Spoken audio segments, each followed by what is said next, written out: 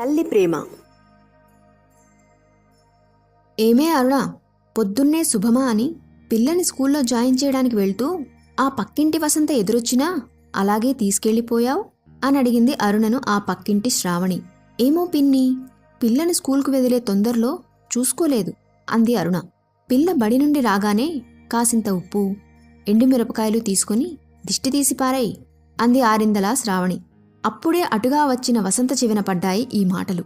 కాని వినిపించినట్టుగా వెళ్ళిపోయింది. బంధువుల శ్రీమంతం జరుగుతోంది. అందరూ వసంతతో మంచిగా మాట్లాడుతున్నారు. కాని అక్కడ జరిగే తంతులో వసంత భాగస్వామ్యాన్ని ఎవరూ అంగీకరించలేదు.